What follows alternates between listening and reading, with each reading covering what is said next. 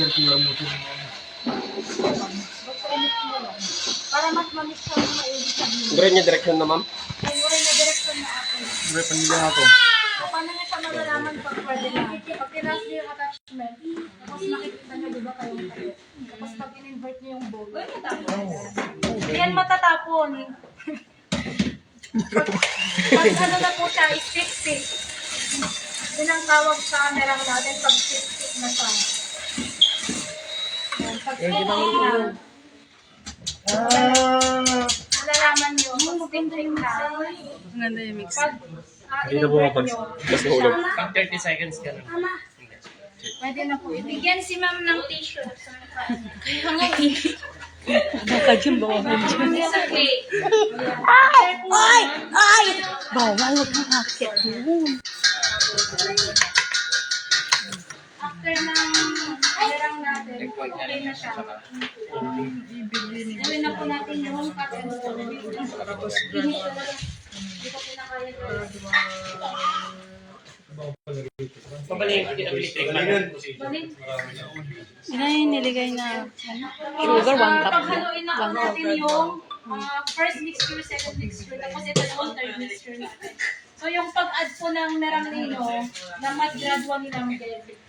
So ganito po yung tinatawag natin na cut and fold mixing method.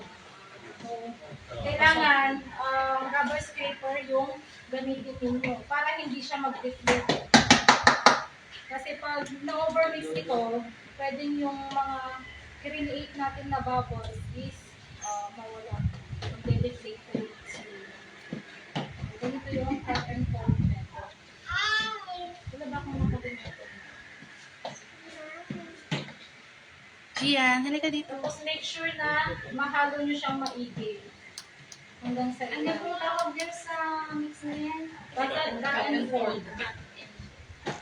No need method. Ang tawag dito, cut and fold. Gian.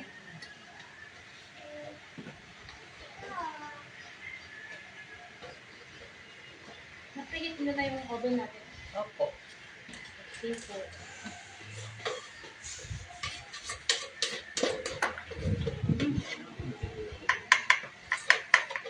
Dapat yung mga merang nyo hindi babagsak. Pag nagmerang kayo. Opo.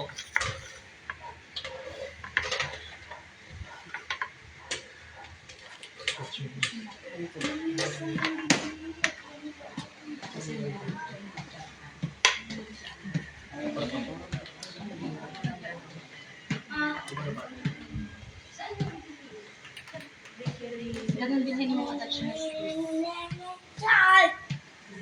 Yung ba, yung simba. Unang pa dapat yung dati na stock na. Bago masarap yung doon na mga mo. Sabi ko sa Hindi po. Kasi ma-overmix nyo siya. Oops. Ay, lagi.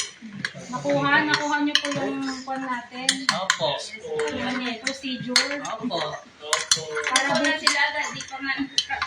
Opo. para bukas hindi ko na kayo tuturuan. Opo. Babantayan ko lang kayo. Pero pwede Baka mamaya may mga magtatanong-tanong na naman.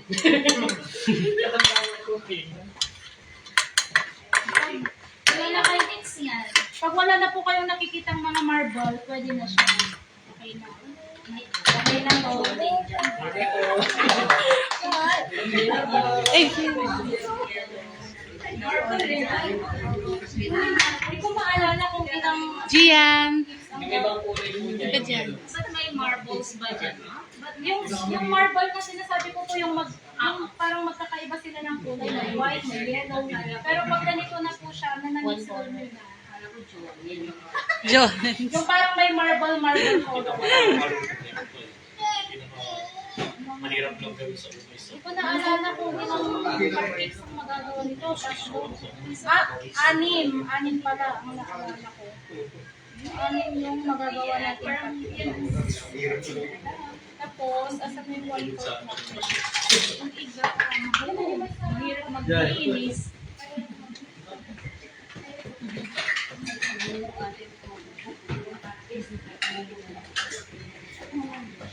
Kung gamitin nyo, 1/4. 1/4 sa pagsukag ng pang-cupcakes natin. 1/4 pa.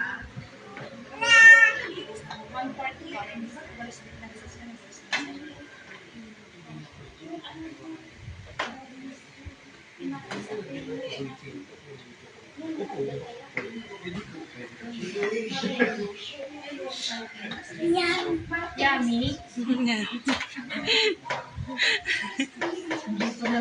Di yan, di pa luto. Yummy na.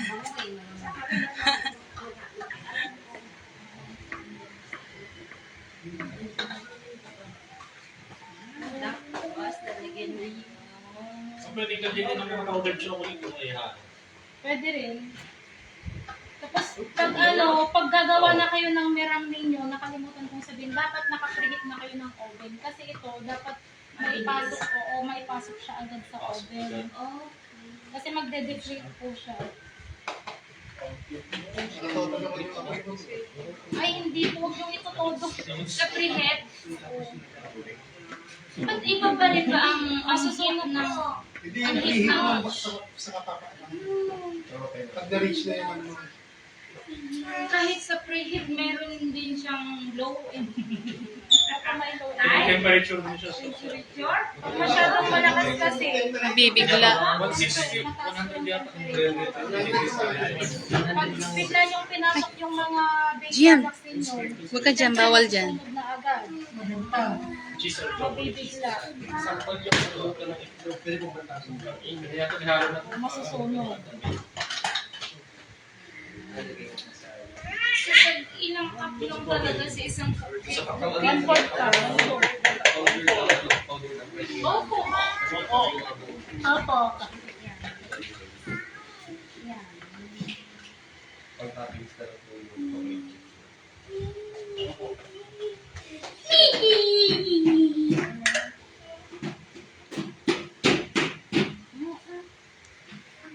Tapos yung matitira. Pa-protein. Nga po ako na.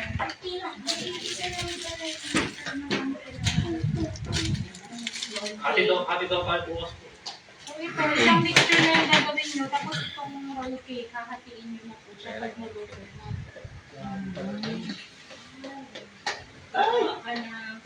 Panalo pala si Goldilocks, no? Oo, kasi ibang presyo rin. Ibang presyo din naman. Piraso na yung ginamit niya, no? Pero kung kasi yung iba, ang binabayaran natin is yung ng baker. Mix niyang siya lang makakala. Saka yung secret ingredients nila. Yung pawis, ma'am. Kaya kanina, nagdala niya yung secret ingredients. At punas muna ako. No. Spread beans. Spread yung beans and Caroline. itong baking pan pala, grinis ko muna siya. Large. Bago nilagyan ng ano. Bago yung parchment. Para hindi siya bumikit. Data parchment mo mga nag-divide mo. Wala na. Parchment lang. Pakuha mo na sa akin kung paano Opo, sarap po. gumawa ng merang. Opo. Girong. Opo, opo. Opo. Ma'am, hindi na nilagyan ng ano. Kalamansi yung mirang. COT po ang nilalagay. Pero tartar na. Tartar. Nag-expert. Ay, nilagyan kayo. Nilagyan ng cream. Masaya talaga ito.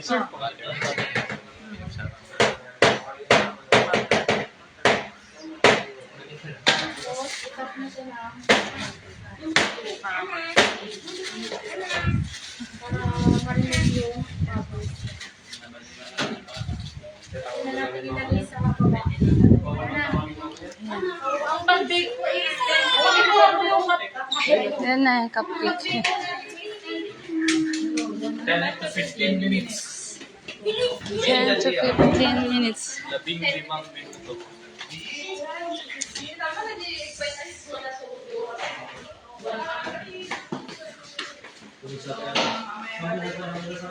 Mamaya gabi ka. Adilim.